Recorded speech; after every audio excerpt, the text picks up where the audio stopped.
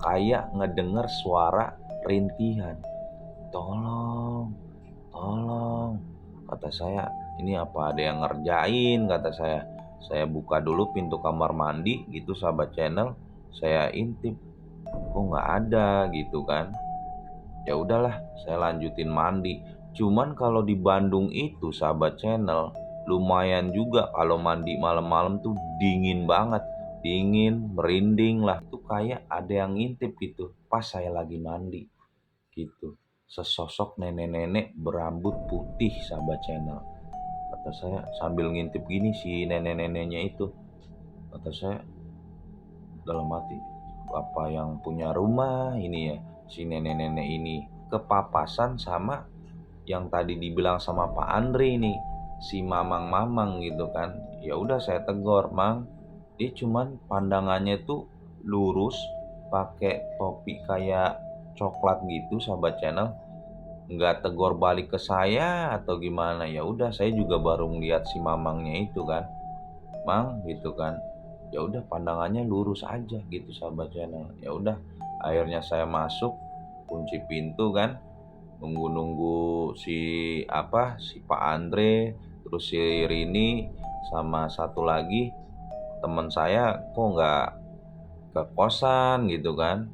Apa dia lembur sampai pagi gitu, saya juga nggak tahu juga kan. Begitu di pertengahan setengah 12 malam sahabat channel, itu kayak sebelum saya tidur, itu kayak ada orang lemparin di atas genteng itu kayak suara petasan gitu, kayak der dar dar gitu, tapi kemerciknya tuh nggak ada gitu sahabat channel. Kok nggak ada gitu kan. Udah saya ngintip ngintip lagi di pintu kosan. Begitu ngintip, nah saya ngeliat posisinya itu di belakang rumah yang punya kosan itu si nenek. Begitu saya ngintip, si nenek ikut ngintip. Ada yang ngetok-ngetok lagi sahabat channel. Begitu ngetok-ngetok gitu sahabat channel, begitu saya buka gitu kan, tuh nenek-nenek yang tadinya ada di dalam rumah gitu, itu begitu saya buka pintu dia ngedorong gitu, tolong saya, tolong saya. Lah, berarti yang selama ini minta tolong tuh si nenek-nenek ini gini sahabat channel. Begitu, karena mukanya serem banget sahabat channel, jadi kayak keriput-keriputnya tuh udah pada jatuh ke bawah gitu. Saya tutup lagi pintunya. Itu pintu itu beberapa tekanan itu saya sempet nggak bisa ngunci. Kalau dia nenek-nenek biasa itu mungkin udah kekunci, udah saya tekan gitu. Dia cuman pakai tangan satu doang gitu. Saya lihat terakhir, intipan terakhir gitu, itu susah dikunci. Si nenek-nenek itu udah ada di hadapan saya sahabat channel. Sambil dia tuh dengan rambut ubannya itu dia tuh begini. Tuh saya masih ingat banget, sambil pelan-pelan tuh sambil gini, sambil melotot bilang, tolong saya, tolong saya. Nah, rumah itu katanya pernah ada santet gitu, pernah dapat kiriman gitu ya, belum lama lah, sebulan yang lalu.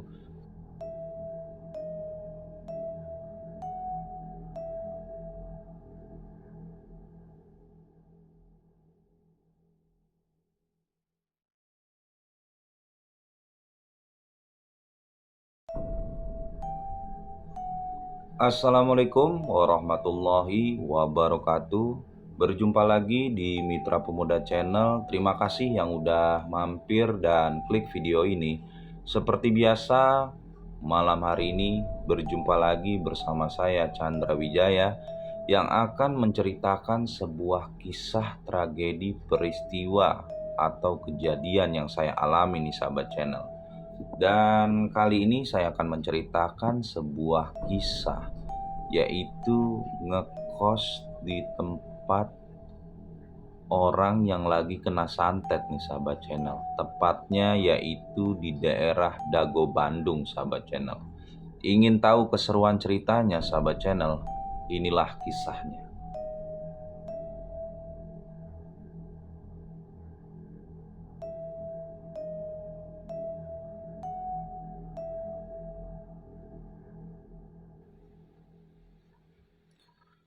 Jadi di awal tahun 2021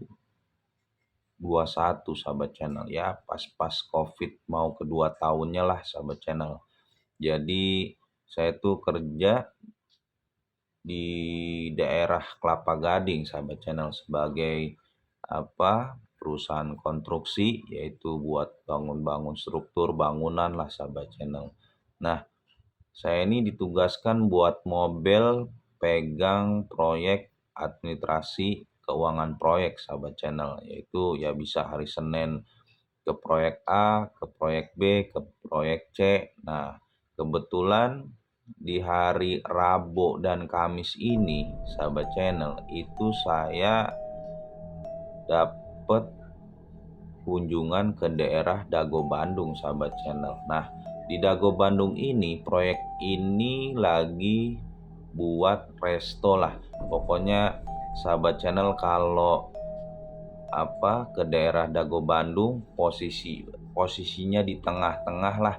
Itu ada resto yang lagi viral banget, nomor 1 di Indonesia lah, motonya kayak gitu. Itu saya lagi buat itu ya, project 3 bulan 4 bulan lah.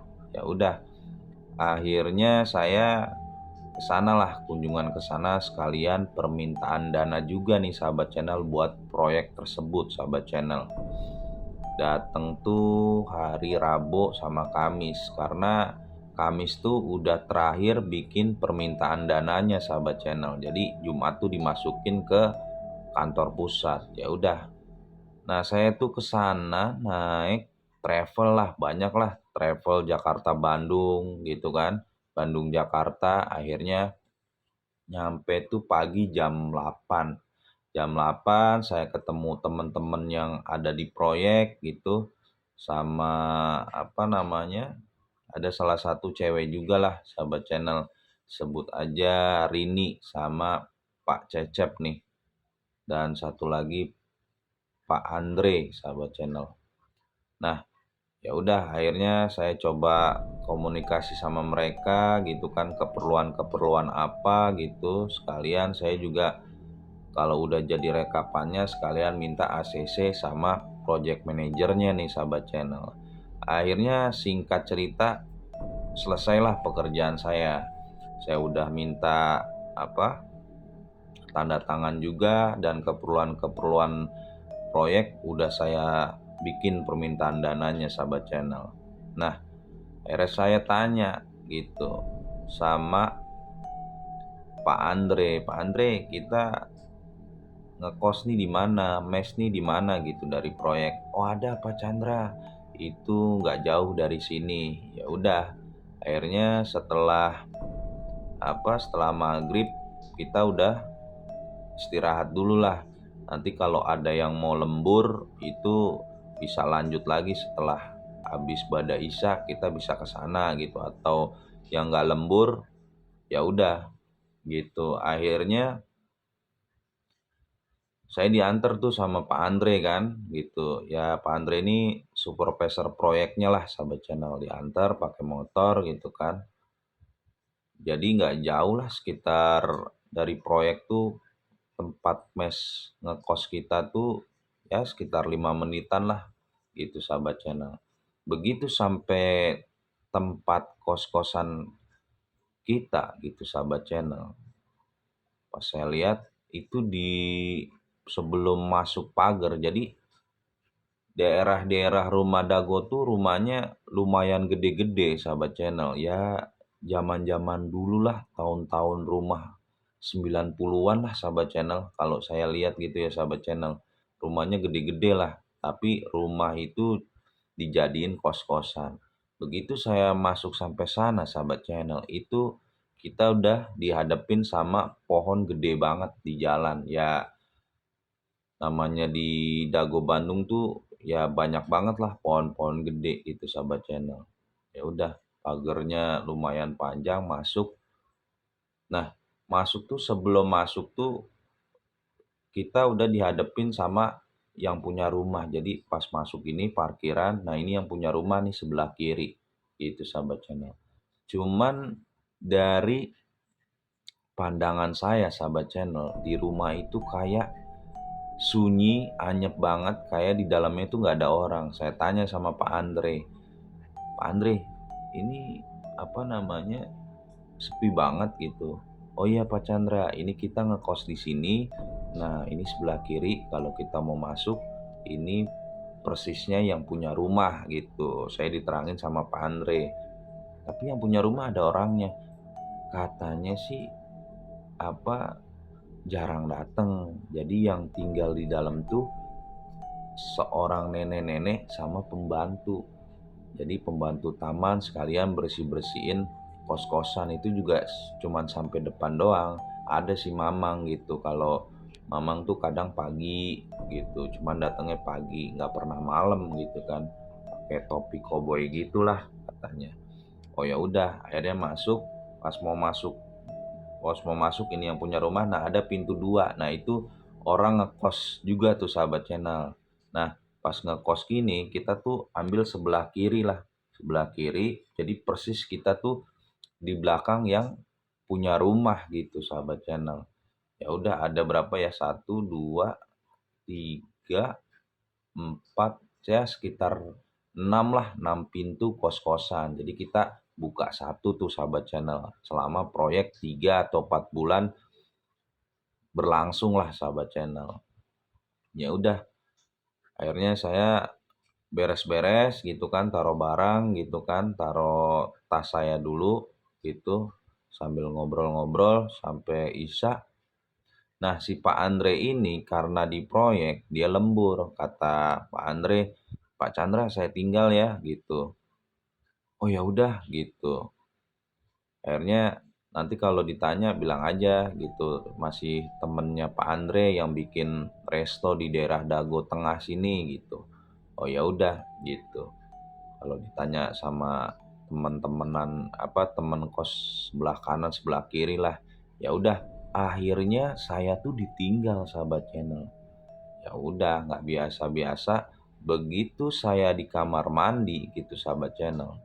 Akhirnya mandi lah gitu sahabat channel. Mandi, di tengah lagi mandi itu sekitar sekitar jam 8 setengah 9 itu saya kayak ngedenger suara rintihan. Tolong, tolong. Kata saya, ini apa ada yang ngerjain, kata saya. Saya buka dulu pintu kamar mandi gitu sahabat channel. Saya intip, kok nggak ada gitu kan. Ya udahlah, saya lanjutin mandi. Cuman kalau di Bandung itu sahabat channel, lumayan juga kalau mandi malam-malam tuh dingin banget. Dingin, merinding lah. Pokoknya seger sama pokoknya nggak usah pakai AC lagi lah kalau di Dago Bandung tuh sahabat channel. Setelah selesai mandi sahabat channel, itu jadi ini pintu kamar kos. Nah, ini kamar mandinya, ini apa yang punya rumah. Begitu saya lewat cuman pakai anduk doang tuh sahabat channel itu, sambil jalan menuju ke kamar itu apa, pas saya ngeliat agak sebelah kiri itu kan yang punya rumah kan jendela gitu sahabat channel, itu kayak ada yang ngintip gitu pas saya lagi mandi gitu. Sesosok nenek-nenek berambut putih sahabat channel. Kata saya sambil ngintip gini si nenek-neneknya itu.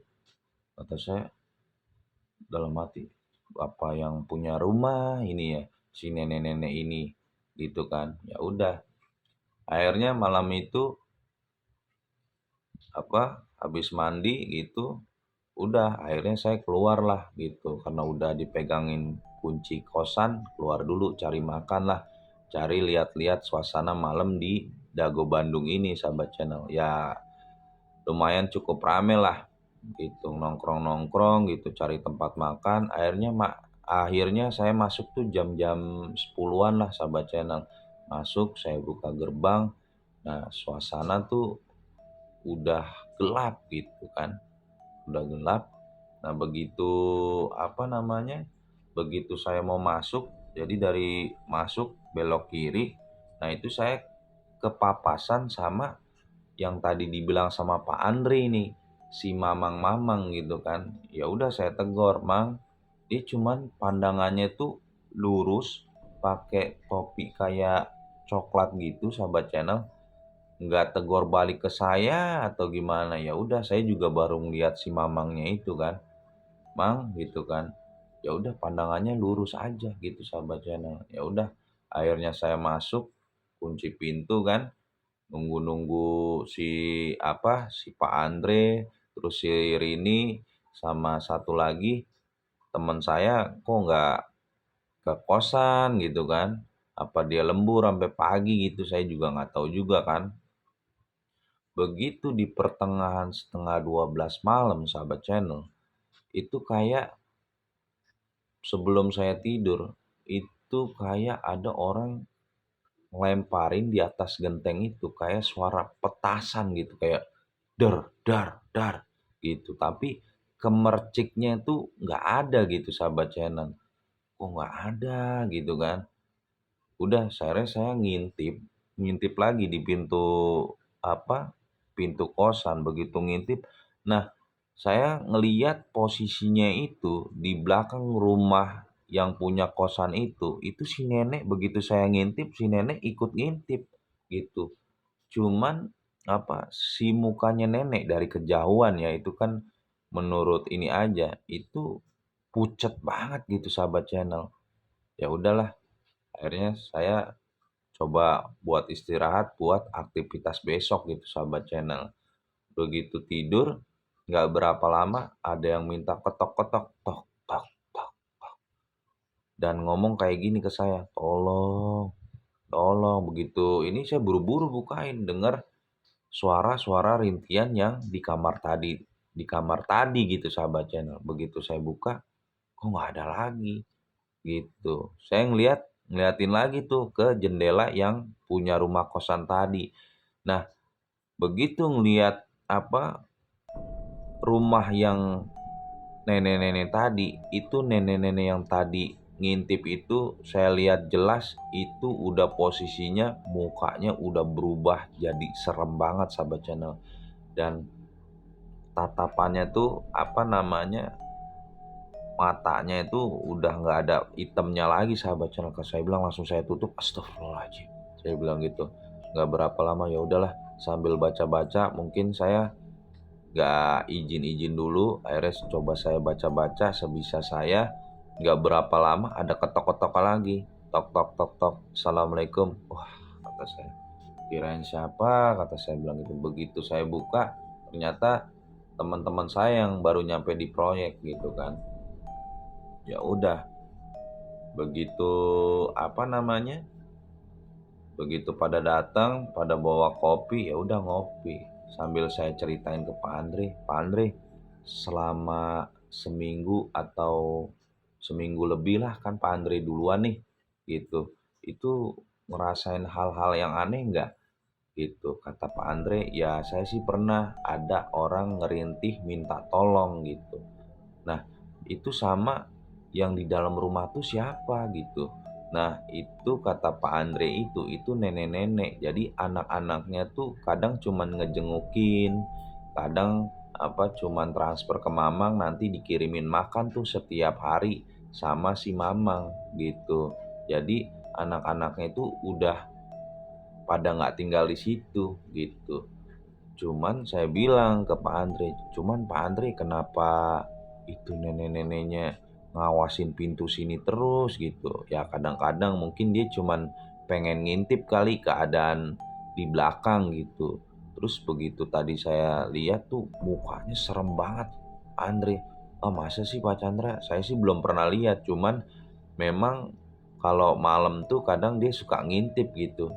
Si nenek-nenek berambut putih ini gitu. Ya udahlah gitu. Akhirnya kita coba ngobrol lagi gitu. Istirahat lah gitu sahabat channel.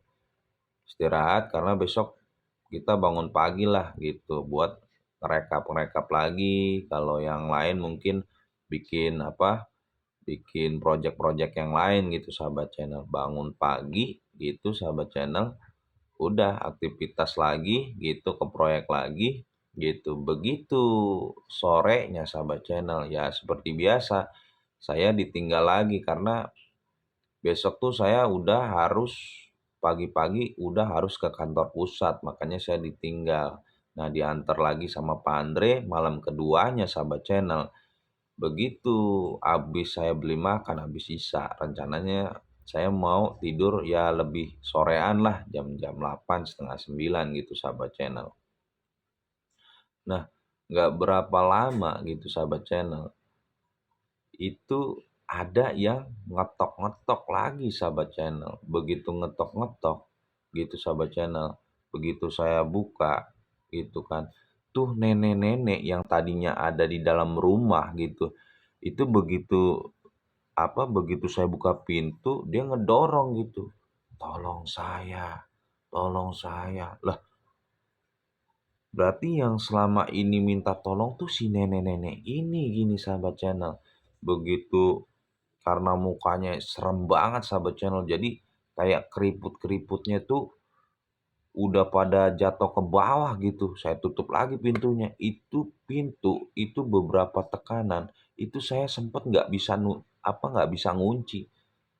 Kalau dia nenek-nenek biasa itu mungkin udah kekunci, udah saya tekan gitu.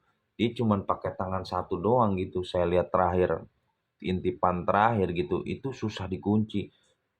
Akhirnya saya tekan sambil ucapin Allahu Akbar. Nah, itu kekunci gitu. Sambil dia gedor-gedor gitu. Nah, akhirnya saya buru-buru tuh handphone. Pengen ngabarin Pak Andre gitu bahwa saya tuh si nenek-neneknya itu minta tolong gitu. Nggak berapa lama saya telepon-telepon Pak Andre nggak ngangkat gitu sahabat channel. Wah, kata saya. Tapi nggak berapa lama juga suara gedor-gedornya itu udah mulai nggak kedengaran lagi. Saya coba buka pintunya sahabat channel gitu. Begitu saya buka gitu, wah udah nggak ada. Saya bilang gitu kan.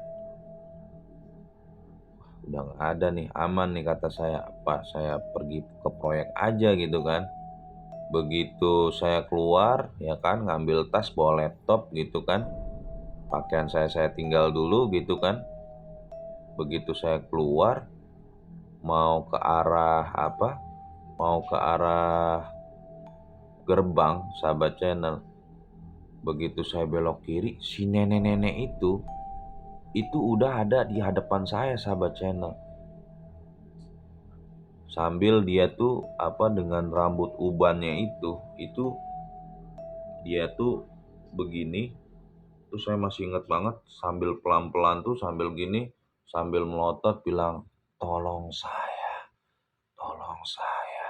Lah, kata saya sambil bingung ya gitu ya sahabat channel. Itu saya langsung lari sahabat channel ke pintu gerbang karena si nenek itu minta tolong terus gitu kan. Nah, itu nggak tahu juga lah gerbang, saking saya lari cepetnya, itu saya lari gitu. Nggak jauh dari rumah itu tuh kayak ada warung-warung kayak angkringan gitu sahabat channel.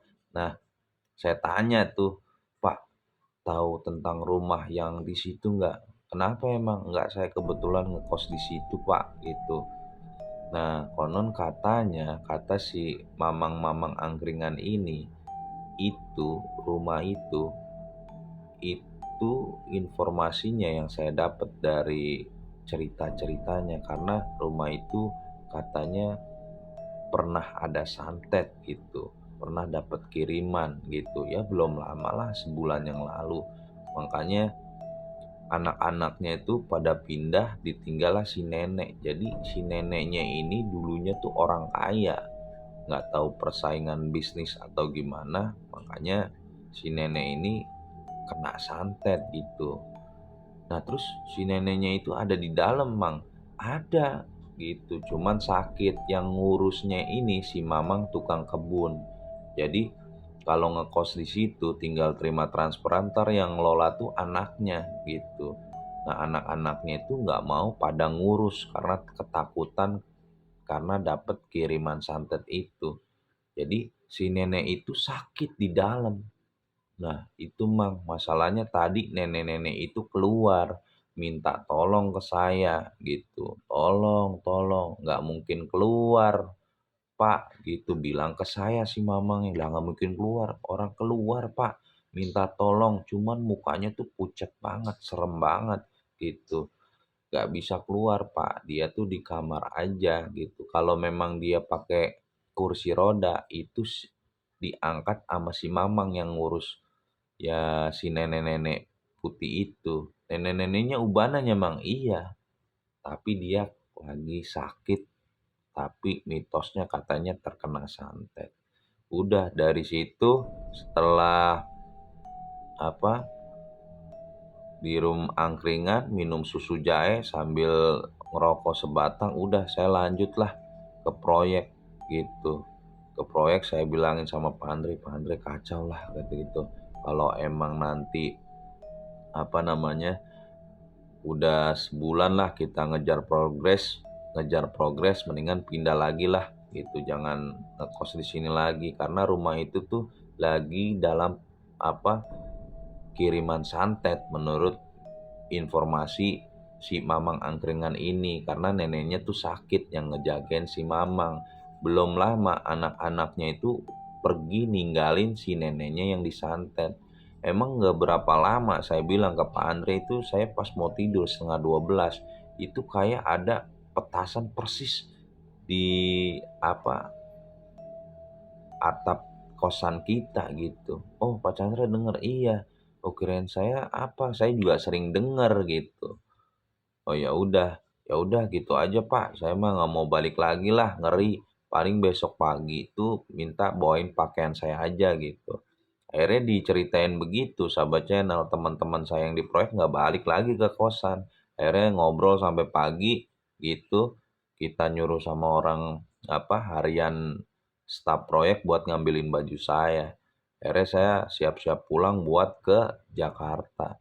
Mungkin itu aja sahabat channel ngekos yang paling angker horor yang saya rasain di Dago Bandung sahabat channel. Terus akhirnya info dari proyek memang si Pak Andre sama teman saya yang satu lagi bener ngerasain diminta tolong sama nenek-nenek yang ubanan itu sahabat channel. Dan akhirnya pindah juga nih sahabat channel. Mungkin itu aja sahabat channel yang bisa saya ceritakan kisah saya.